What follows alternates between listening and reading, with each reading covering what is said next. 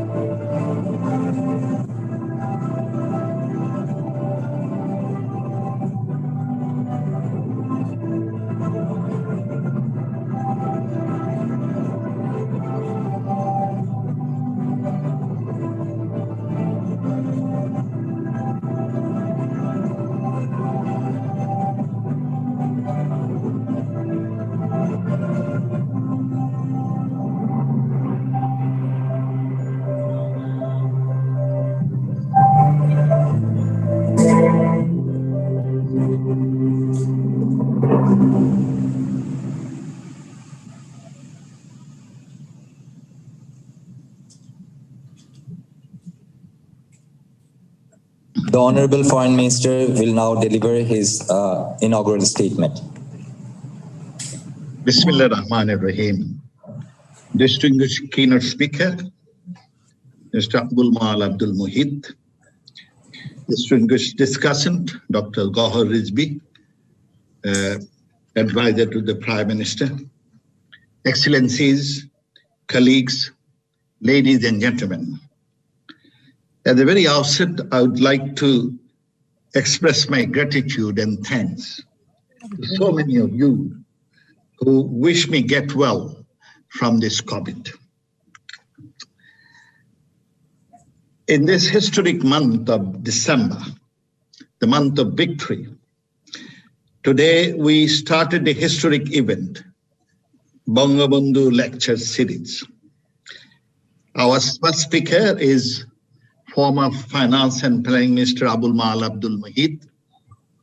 And in the next month, we propose to have our Nobel laureate, Professor A.K. Sen, as our keynote speaker. Bangabandhu is an institution. He was a visionary leader. He spent his entire life especially to establish rights of people, to end discrimination and disparity and deprivation, and to empower people, an ardent believer of democracy and rule of law and people's power. He was truly a friend of common people. He was a visionary. His firm conviction on the richness of fertile land of Bangladesh proves to be prophetic. A food deficient country, Bangladesh is now self-sufficient in food production. Even before UN could come up with the law of the sea in 1982, Bangabandhu could come up with it as early as 1974. We need to do research on his life, legacy, and his way of thinking. And therefore, the Ministry of Foreign Affairs has recently established Bangabandhu Center for Diplomacy and Strategy at the office of the head of government, the first head of government, Bangabandhu Sheikh Mujibur Rahman, of the independent and sovereign Bangladesh here in Suganda. Excellencies, Bangladesh, which was known as a bottomless basket, is now a vibrant economy, a land of opportunity. Even post-COVID economy, its GDP growth rate is 5.4%, is the highest in Asia. By next February 2021, we hope Bangladesh will be out of LDC. It would be an achievement, but we cannot be complacent. We have to engage ourselves to achieve our target to reach the roadmap 2021, 2030, and 2041. By 2041, we would like to achieve Sonar Bangla, the dream of Bangabandhu Sheikh Mujibur Rahman. There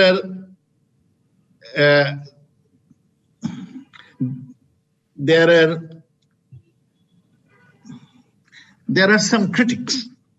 Some argue that since Bangladesh has undertaken large number of mega projects, it may fall into debt trap. Our debt ratio is around 14 or 15%, much below the threshold of debt trap of 40% of IMF. They further argue that it could be under the Chinese or Indian debt trap. Their fear is not fact-based. Our debt from China is around 6.5%, and that of India is 1.3% of GDP. So their fear is totally not based on fact. They argue that although it is Bangladesh economy is thriving, but the cost of borrowing will shoot up soon. This fear is also not fact-based. Our cost of borrowing is around 1.3% only, not shooting up yet.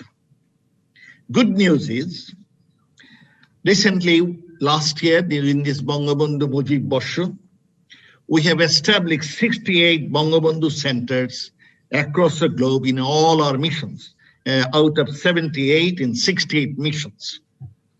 These Bangabandhu corners, and I shall expect my colleagues to arrange seminars, workshops, films in their own domains in collaboration with local gentry, intellectuals, teachers, diaspora, especially in this Mujib Borsho and the following year, the year of our 50th anniversary, so that this type of,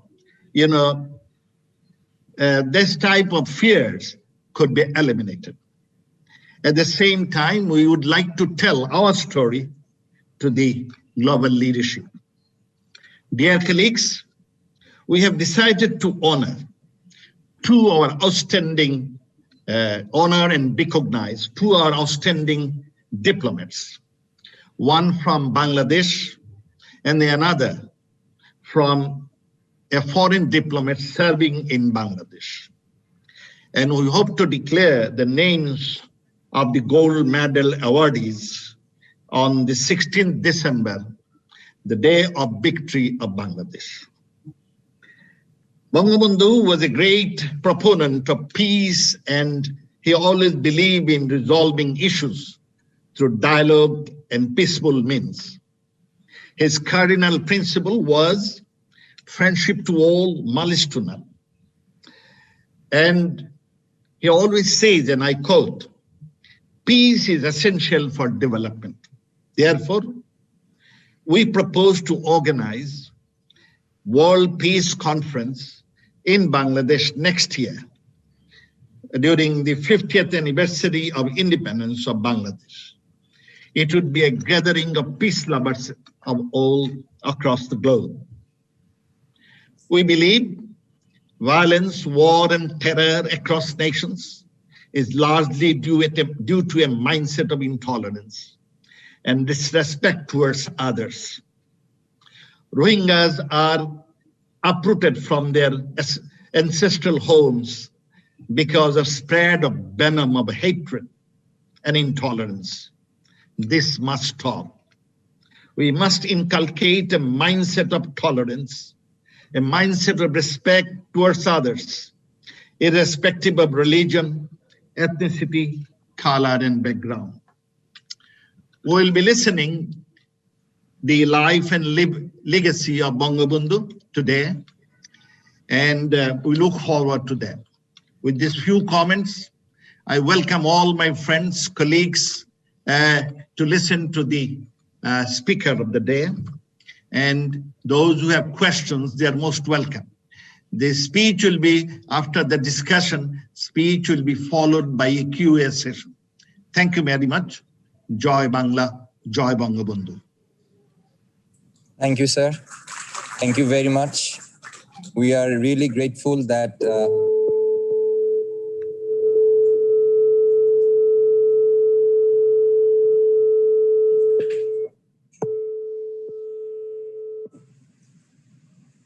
Thank you, sir. Can you hear me? Okay. Sir, this is the time to introduce the first speaker of the first day of the Bangabandhu lecture series. It would be very difficult for me to contain his illustrious career in like 1 or 2 minutes that I have today, but I will try my best to do that. His Excellency Mr. Abulmal Abdul Muhit, a veteran freedom fighter, diplomat, parliamentarian, and former finance minister. Mr. Muhit was very brilliant throughout his student life.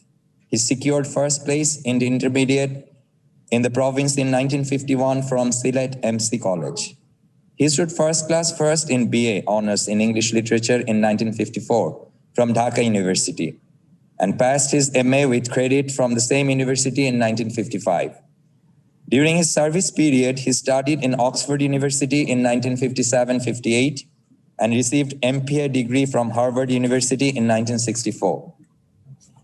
He was the first diplomat of Washington Embassy of Pakistan who transferred his allegiance to Bangladesh in June during the Independence War of 1970 war.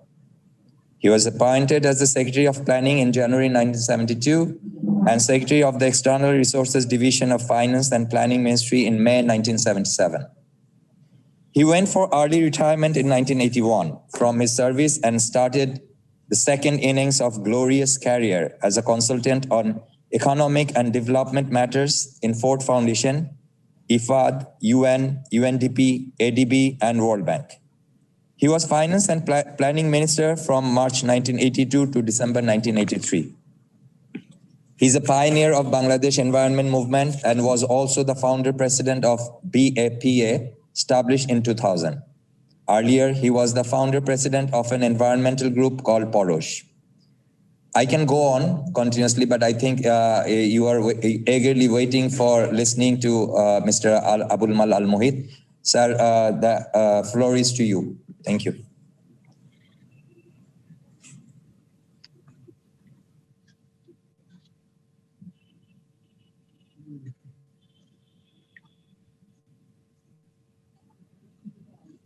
Good morning. We have been celebrating this year, 2020, as the centenary of the birth of Bangabandhu Sheikh Mujibur Rahman. But because of the coronavirus, the celebration has been completely upset. We are trying to compensate now by holding a series of speeches from the 1st of December 2020, that is today. The first speech is my tribute to the great man of the 20th century, Bangabandhu Sheikh Mujibur Rahman, and I consider it a great honor to be asked to deliver it today. On March 17, 1920, Bangladesh was fortunate to host the birth of this great man in our soil in a village, Tungipara, in the Gopalganj subdivision of Pritpur Zilla. In 1984, all subdivisions which came into existence as a geographical unit of administration in British India in 1854 were upgraded into zillas or districts. In 1947, when the subcontinent became independent of the British colonial rule, three states came up in the Indian subcontinent, namely Indian Union, Pakistan, and Sri Lanka, then known as Ceylon. The subcontinent has a history of various people, people descending on it from time to time, but making it their home. A horde, a tribe, or a clan came to this land and made it their home. This was the way the human civilization flourished in the world. This deliberate choice of a group of people is most evident in the life of the founder of the Mughal India, Emperor Babur. Babur was born in Fargana, a village in Samarkand of the state of Azerbaijan of today. But he was exiled by powerful people who were not prepared to accept him as their leader. He found shelter in Khorasan, but could not forget his birthplace, and as he grew up, made many attempts to get back to Samarkand. He considered the shelter he received from the Persian monarch as temporary. Despite many attempts, he could not get back to his birthplace with lasting supremacy, even though he won it a few times. From a territory near the Indus Basin, he got an opportunity to move eastward and southward to Delhi and Agra in central India by defeating the Muslim rulers of southeast, Muslim rulers of North India. Delhi was a prized conquest, and there he began rethinking about his goal in life.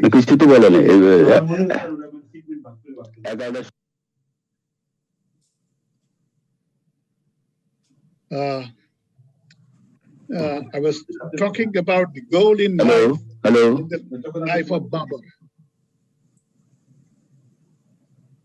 I was talking about the change in the goal of life of Emperor Babur of the Mughal India. He decided finally that looking back towards Fargana will not serve him any purpose. And Delhi was, of course, a prized conquest. So he gathered all his friends and followers in a meeting in Delhi and announced there that he is not going to look back. India is going to be their home. And this was a tradition in India for long. People came here as foreigners, but once they came here, they became Indians. And that's why India was able to remain an independent country till 1765, when it was, of course, tricked by Robert Clive of the East India Company of the United Kingdom.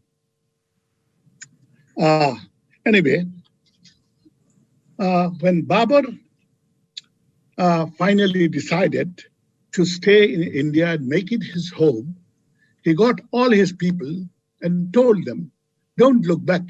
We are going to settle here, and this is our country.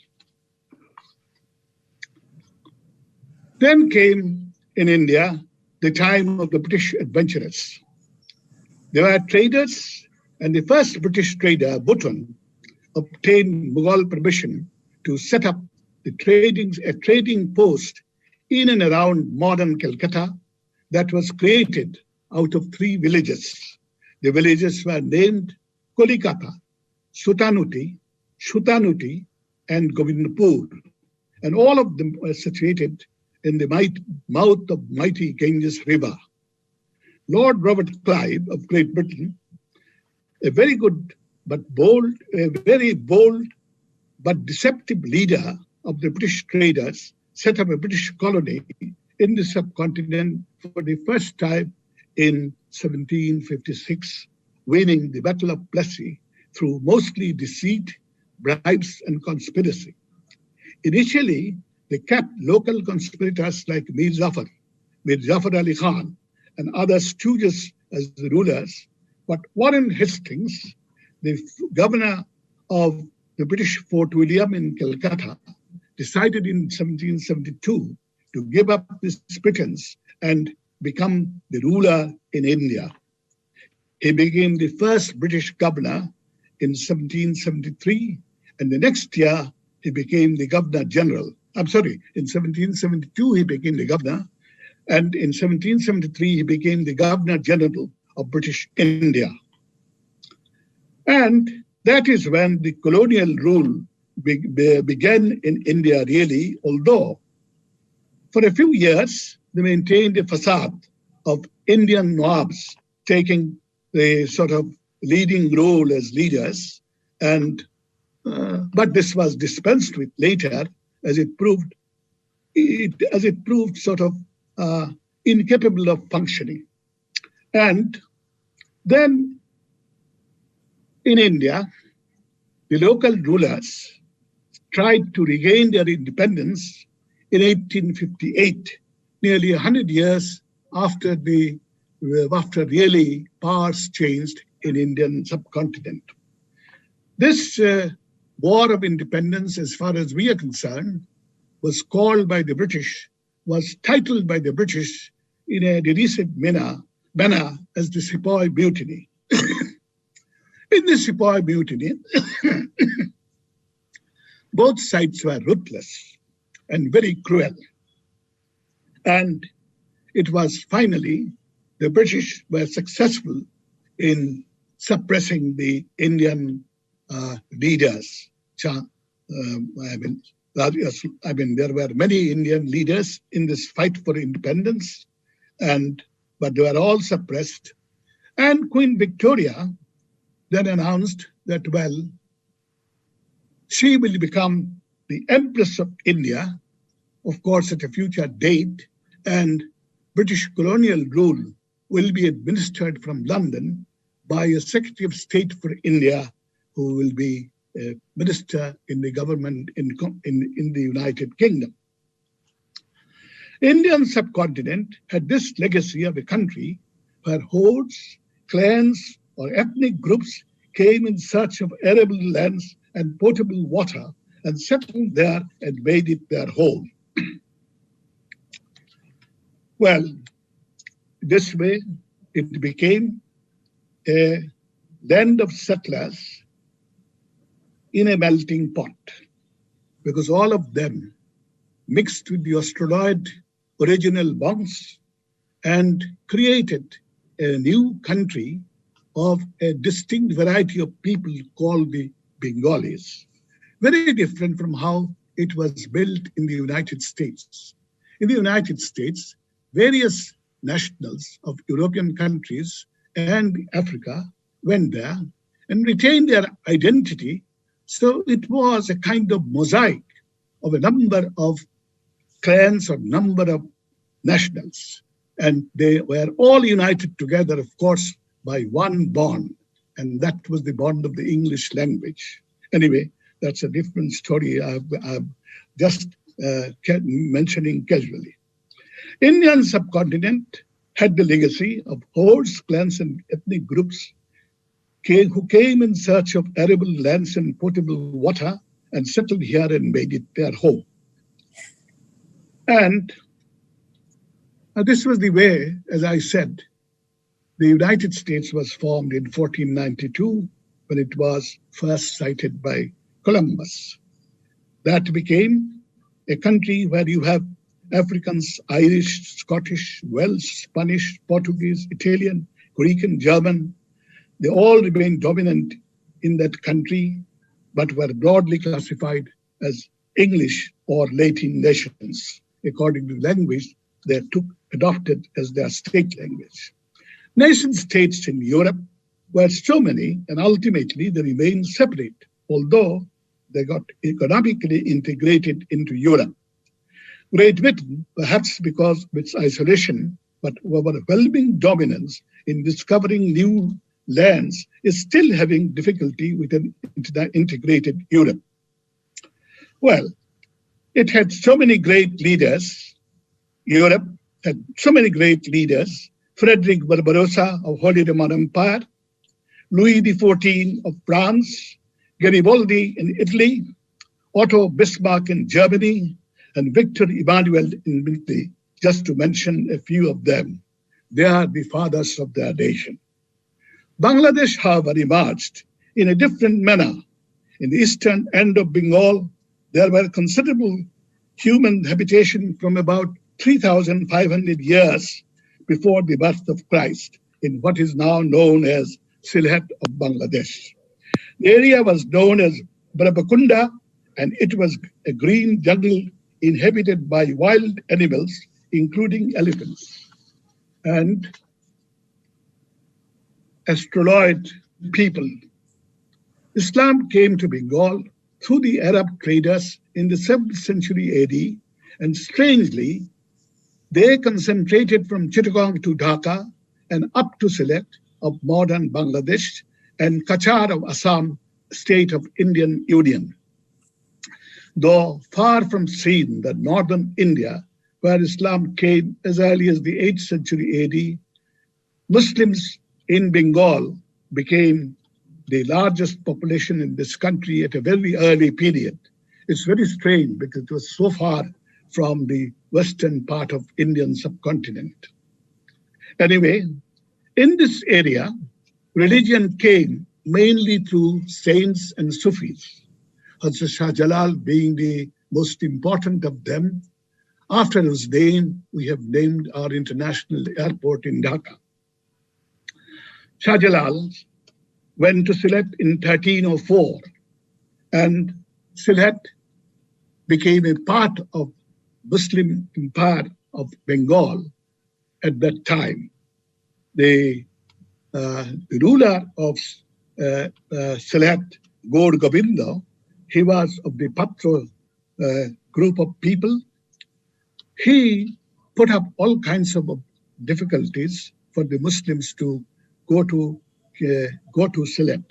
But he soon found out that Shah Jalal had miraculous powers, and so he left his kingdom and got outside in the outskirts of Sylhet along with his Patra community and mixed up with them.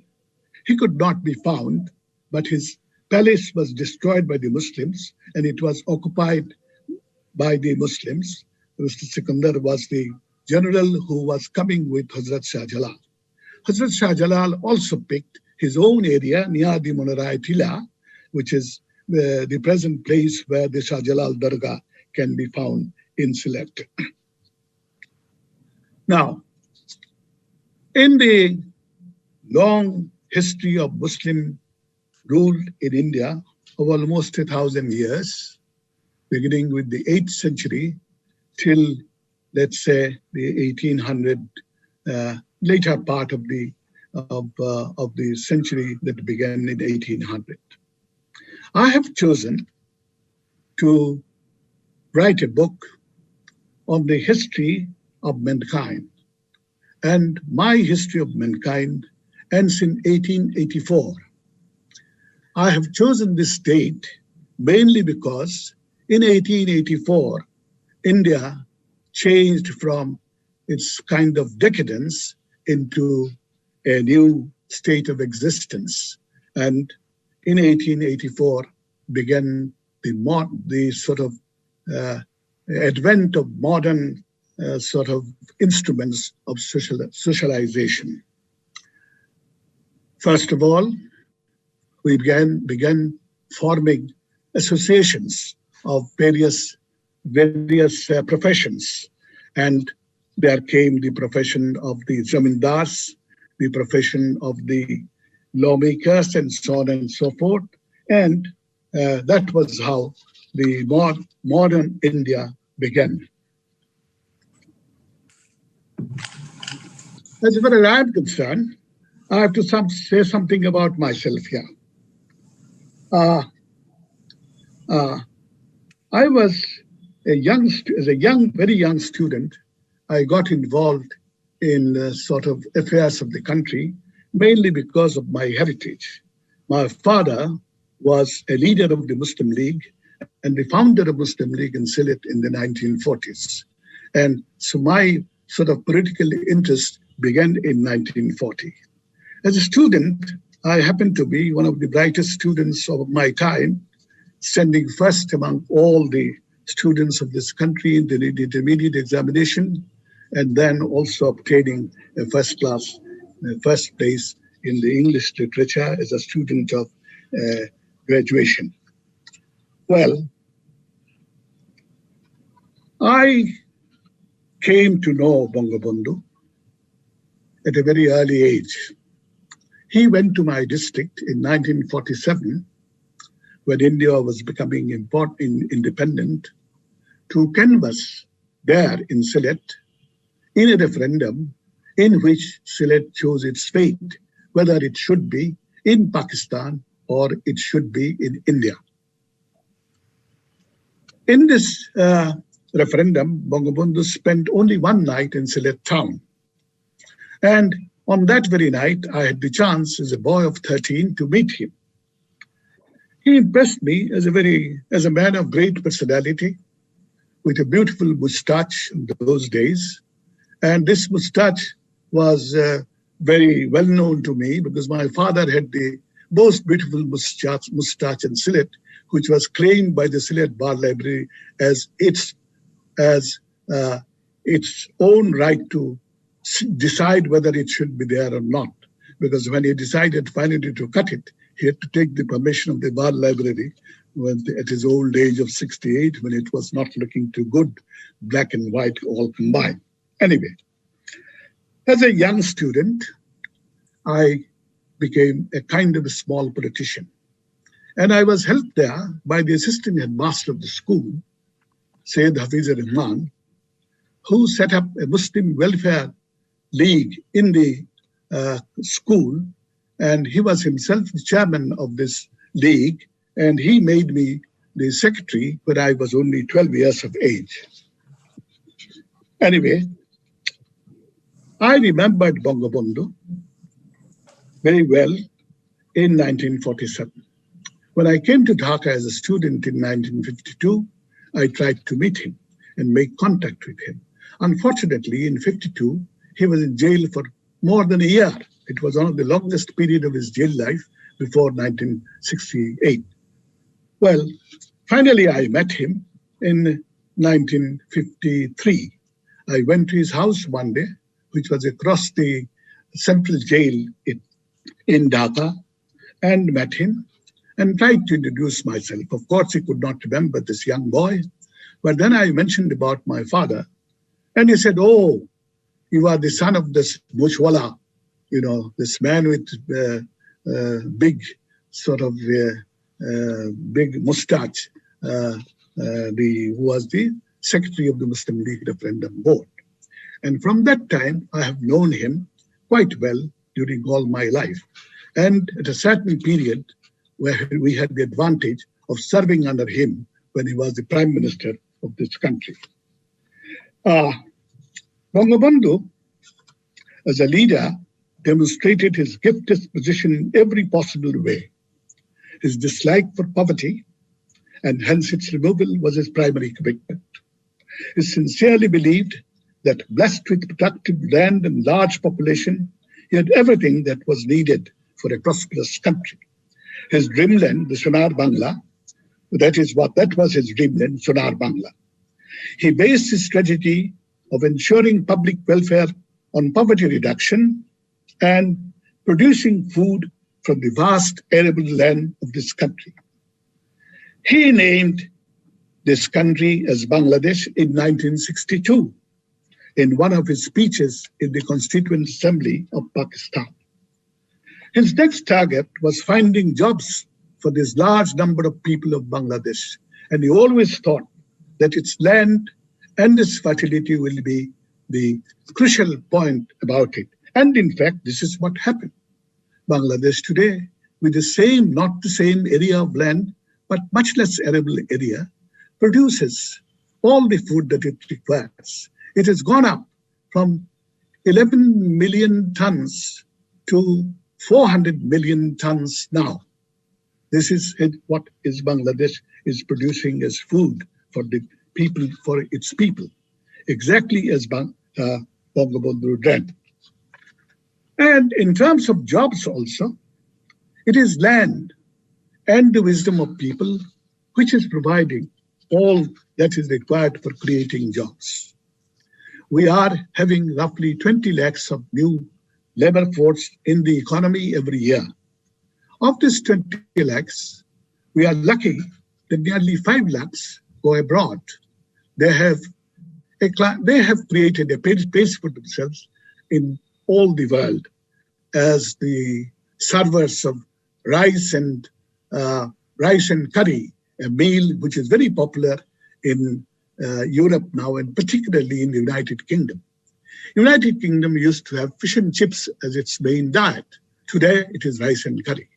And this rice and curry demands that even though there are restrictions for foreigners, for visitors, they have to permit a number of Bengalis to migrate to the United Kingdom to keep up the staple food of the country, the supply of rice and curry. Now, Bangabandhu Bangabandhu was born in Tungipara, we know, but for his education, he had to go to Calcutta, which was the center for all of Bengalis for higher studies in India. And he also went there as a young boy, not very young though, because of certain reasons. As a young boy, he had two troubles. He had beriberi and he had also eye troubles. These two troubles cost him a number of years. Almost 8 years of his life were cost by these two troubles. So that at the age of 28, at the age of 27, he appeared for his graduation in 1947 and passed that and became a graduate. And he came to Bangladesh, to Dhaka, only at the end of 1947 from Calcutta, where he was a known kingmaker. He would not contest in elections for students' unions, etc. himself, but he was made the uncontested General Secretary of Calcutta Islamia College, which is now known as Maulana Abul Kalam Azad College in Calcutta. Now, Bangabandhu, as he thought of this country, Bangladesh, from his very early days, thought of everything else as to how to develop this country. That was a great difference between the sort of nation builders of Europe and Bangabandhu. Nation builders of Europe, no one did the job himself. They actually got into the job at the final moment. Garibaldi, you call him, or Otto Bismarck, all of them became the builders of their nations by giving the last push. In the case of Bangabandhu, it was different. For him, he had to dream of Bangladesh. He had to formulate the ideas of Bangladesh. He had to make it popular among his followers. He had to teach others as to how to feel for a free Bangladesh, a nation of Bengali people. And that way, he combined all that the great leaders of Western world developed, the great leaders of Western world developed for making the nation. Bangabandhu dreamt of the nation. Then he set up the contours of this new nation. He gave the ideals of the new nation, the four principles that we know of democracy, the four principles. I'm getting lost in my written speech. Anyway, democracy, worldliness, nationalism, yes, secularism, secularism, and secularism. Socialism. Yeah, socialism and secularism. Again, socialism has been qualified there, that it is social equity and sort of place for everybody in the country. The alleviation of poverty, therefore, in Bangladesh became the first target all through. And alleviation poverty is something that I spent all my life in working on. You see, I am 86 years of age. And these 86 years of age, I have gone on retirement only last year. I served, therefore, for more than 70 years in the public service. And this has been a great pride and achievement in my life. Well, I was talking about the independence of Bangladesh. In the independence struggle, unfortunately, we had some of our people who played as agents who were mercenary, and they played as agents of Pakistan in the early years of Bangladesh. These agents of Pakistan, some of them I can name: Colonel Rashid, Colonel Farooq, Major Noor Hussain. Most of them have been tried and have met their final end of their life, except 5. 5 are still being hunted by our foreign minister, Mr. Noman. He has promised us that they have all been located now. They are in India, India, United States, and Canada. And we are on way to receiving most of them, hopefully, in the coming years. Now, these fellows, these sort of anti-Bangladesh elements, were supported by Pakistan and financed by Muammar Gaddafi of Libya. They are now in difficulties, mainly because Muammar Gaddafi is gone, and except for Pakistan, they have very few places in the world to move because they are not welcome anywhere in the world. Let's hope that we shall get them back very soon. Well, then I have a few words to say about the misfortune of Pakistan. Pakistan was mainly brought into existence by the Bengalis. In 1945, there was a challenge. Does the Muslim League represent the Muslims of India, or it represents a group of people? It was proved by Hussain Saeed Sarwardi of Bangladesh that no, the Muslims are a different identity, because in India, he was the only one to form the government of the largest province of India, the original Bengal province. He became the prime minister of this country in 1945. The only place where Muslims really had a victory. In Sindh, it had a victory of some sort, with some sort of additions here and minus here. But anyway, this Hussain Saeed Sarwardi, unfortunately, was not in the, I should say, good book of the founder of Pakistan. He was used by Mr. Jinnah for everything, for difficult resolutions and all that. But he should have been the rightful prime minister of Pakistan from its beginning. Unfortunately, that was denied to him, and he became the prime minister in 1956. So many years after the creation of Pakistan, when it had become a messy situation in the whole country. But anyway, it was to the credit of Sarwardi that he gave the constitution of this country after 9 years.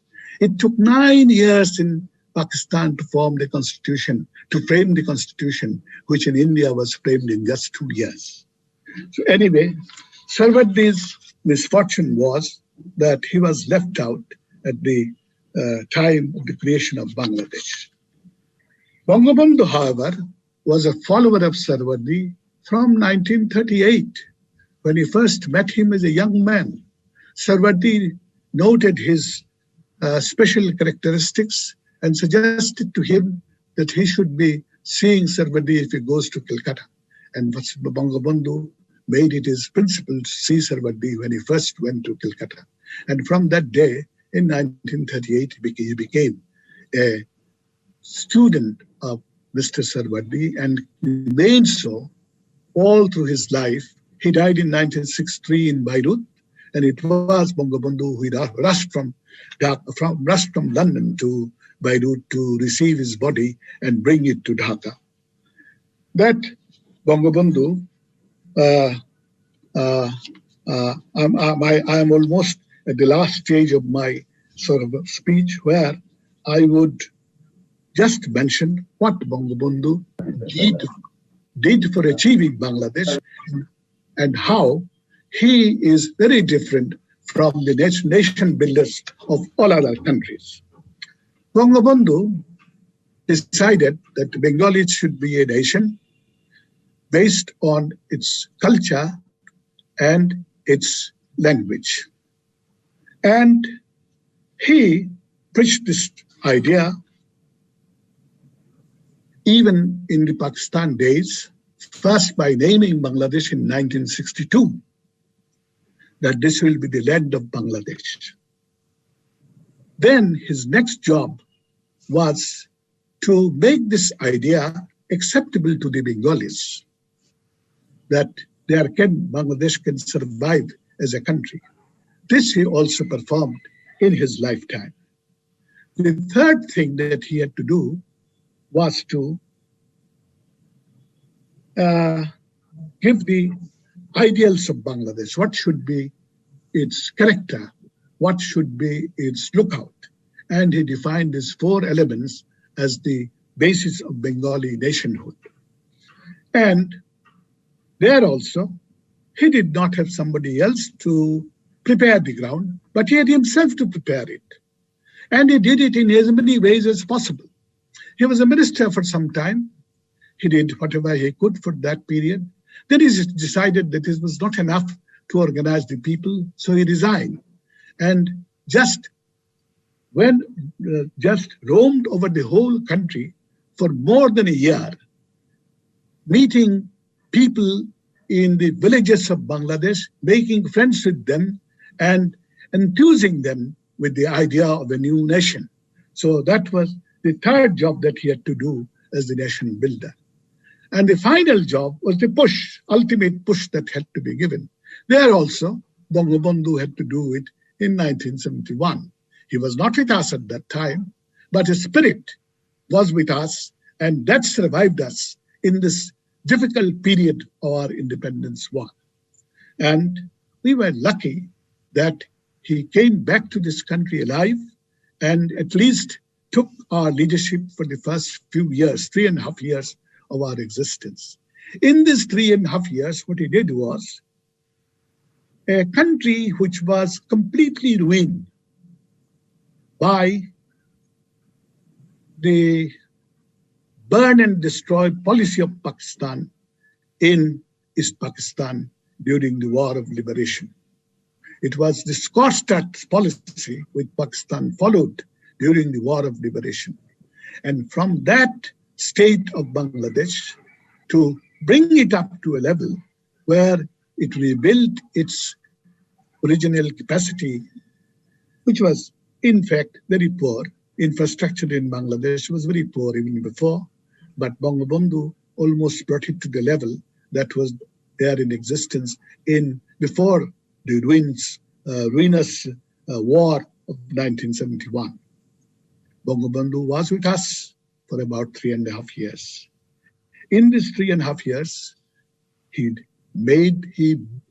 gave the idea of the nation. In these 3.5 years, no, he had already given the idea of the nation. In these 3.5 years, he rebuilt the country, brought it back to almost the capacity it had at the time of before the War of Liberation, before the ruinous War of Liberation, and he brought it back to that level.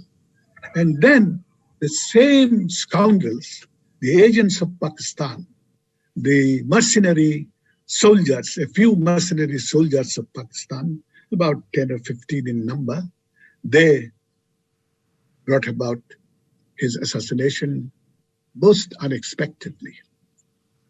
Bangabandhu could not think that anybody in Bangladesh would be assassinating him. When he heard some noise, he came out of his bedroom, walked, and started walking towards the downwards with his loud voice, asking, "What's the matter?" And it was then that Noor Hussain, who is now in Canada, that fellow shot him dead as before he could step onto the next step. He could go to the front, and he fell with his head down. That is how Bangabandhu's life was ended. And I feel very proud to say today that I had been unflinching in my devotion to Bangabandhu all my life. And I am so very happy that on this day, I could deliver a speech which is centered around him to the nation for the beginning of the series of speeches which has been organized to celebrate his 20th, celebrate his centenary. Well,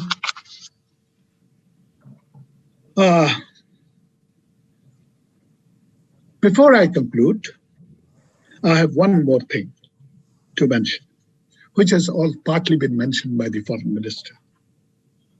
That's about the laws that Bangabandhu passed during his 3 years and 7 months as prime minister.